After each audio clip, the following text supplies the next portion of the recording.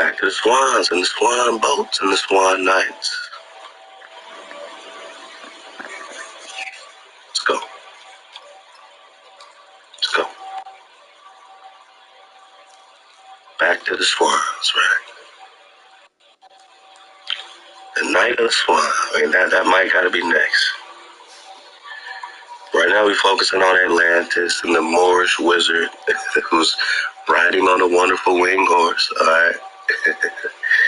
Alright. So Astolfo had long kept his steed with care, with secrecy, in his own castle among the mountain peaks, where the wild eagle soared, and the air was fresh and pure, and the busy hum of the laboring world was seldom heard. Sometimes, merely to amuse himself, the knight had mounted his winged courser and taken short flights into fairyland. What's that? Or soared aloft towards the sun, and he had often thought that when Charlemagne's wars were over, because we just talking about the Vedic kings in the time of Charlemagne. This is real history, my guys.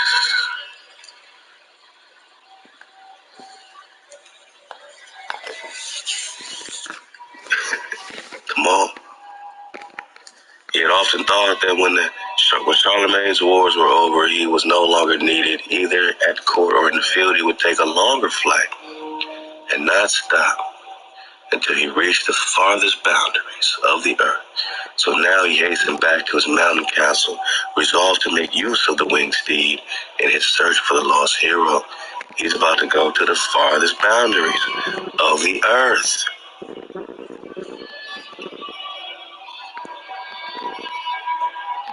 At Astolfo's command, the wondrous horse was led out of the marble halls where he had been stabled and accoutred for a flight longer than any he had ever taken.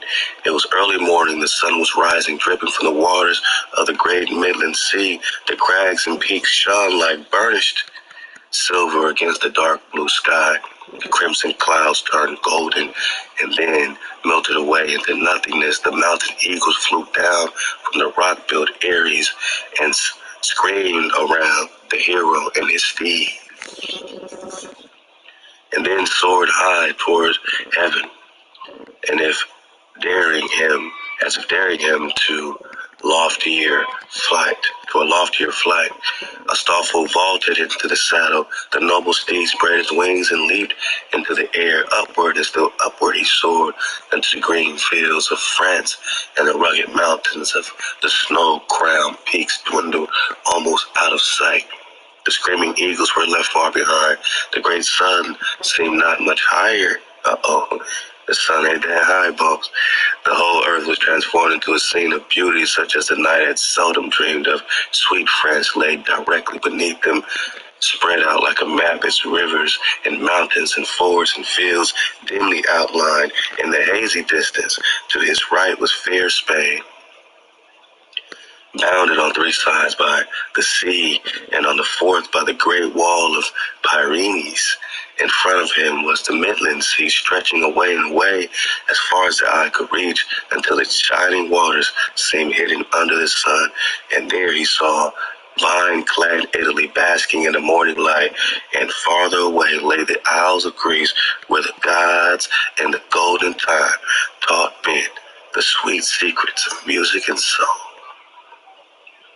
And the winged steed sailed onward toward the rising sun, faster than falcon or swifter bird that flies.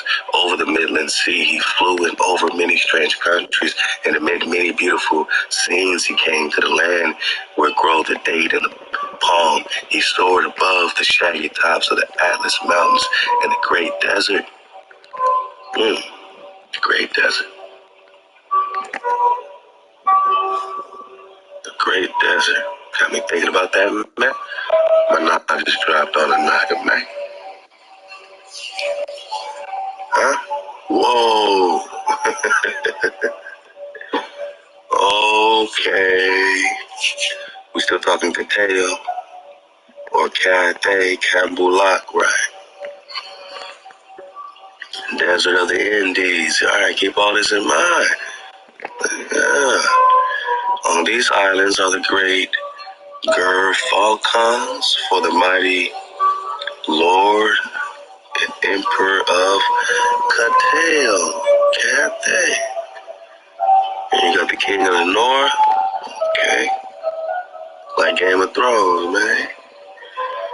King of Delhi is a mighty sultan. His elephants number 700. His knights 100,000. A lot happening in the desert of the Indies. Alexander the Great founded these cities. We're going to get back on that Alexander drop because we connected that with the Preston flow as well. And of course, you got Asia and the Great Desert. The Great Desert. The mighty Tartar prince Magog is over here. His subjects eat no raw meat. In his realm did Alexander the Great see trees reaching the clouds. So his subjects eat no raw meat. Alright. And Alexander the Great saw trees reaching the clouds, man. Like Mount where Rima used to be. We're talking Tartar Prince, back to the Grand Tartary flow, and Magog, which has a lot to do with the present flow. You know, in that medieval history, medieval Empire of America, it talks about how Prester John held back, you know, kept in check Gog and Magog, right? So, yeah, Prester has everything to do with the keeping and the boundaries of Gog and Magog. But what's this great desert about? What's the great desert about? And just remember when we talk Catan or Cathay, you know, just talking Choctaw,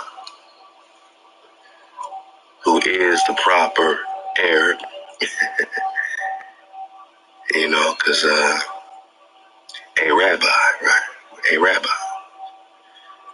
This is but the legendary form of the tradition that Catan,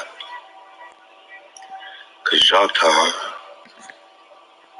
is Catan, and Catan, like Catan, is Cathay. And this promised land got everything to do with the Yucatan Choctaw. Just keep that in mind. Catan and Choctaw. We'll get back on Sheba, Ophir, Havili, and the cities of gold. Oh boy.